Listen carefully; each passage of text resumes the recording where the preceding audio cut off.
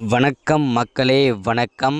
சற்று முன் கிடைத்திருக்கக்கூடிய ஒரு முக்கியமான தகவல் ஒன்றை தான் பார்க்க போகிறோம் மக்களே.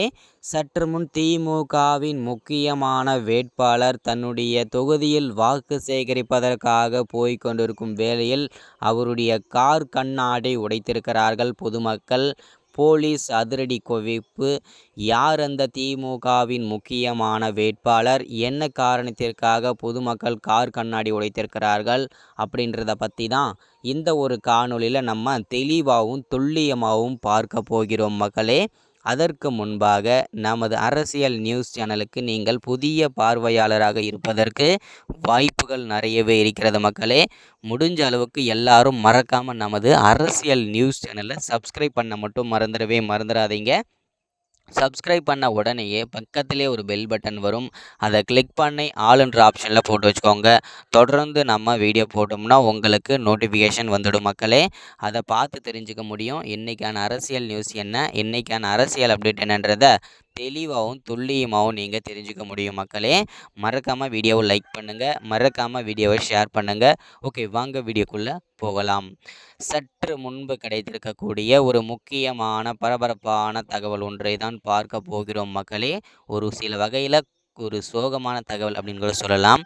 ஏன்னா திமுகவின் முக்கியமான வேட்பாளர் அவருடைய தொகுதியில் அதுக்கு முன்னாடி வருகின்ற ஏப்ரல் 19ஆம் தேதி நாடாளுமன்ற தேர்தல் இருக்கு இல்லையா.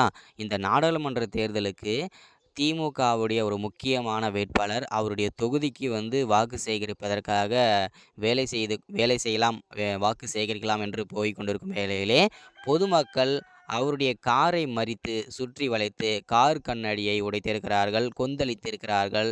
திமுகவின் வேட்பாளர் மீது என்ன காரணம் அப்படின்னு பார்த்தீங்கன்னாக்கா, கிருஷ்ணகிரியை அடுத்த ஓசூர் மக்கள் அவருடைய திமுக வேட்பாளர் வரும்பொழுது சுற்றி வளைத்து கார் கண்ணாடி உடைத்திருக்கிறார்கள். என்ன காரணம் அப்படின்னு பார்த்தீங்கன்னாக்கா, வாக்கு ஓட்டுக்காக மட்டுமே எங்களுடைய தொகுதிக்கு வருகிறீர்கள், எந்த விதமான நலத்திட்டங்கள் உதவி செய்வதற்காகவும், எந்த நலத்திட்ட உதவிகளுக்கும், அதே மாதிரி குறைகளை தீர்க்கவும் எந்த விதமான நடவடிக்கைகளுமே எடுப்பதற்கு வருவதில்லை. எங்கள் தொகுதிக்கு வாக்குக்காக மட்டுமே, ஓட்டுக்காக மட்டுமே வருகிறீர்கள் என்று பொதுமக்கள் கொந்தளித்து திமுகவின் வேட்பாளர் காரை அதிரடியாக உடைத்து விட்டார்கள். சுக்குனாக ஆரம்பித்தார்கள். திமுகவின் முக்கியமான வேட்பாளர் சோக நிலையில் அவருடைய காரை எடுத்துக்கொண்டு அவருடைய வீட்டிற்கே சென்று விட்டார். பெரும் சோகத்தை ஏற்படுத்தியிருக்கிறது மக்களே.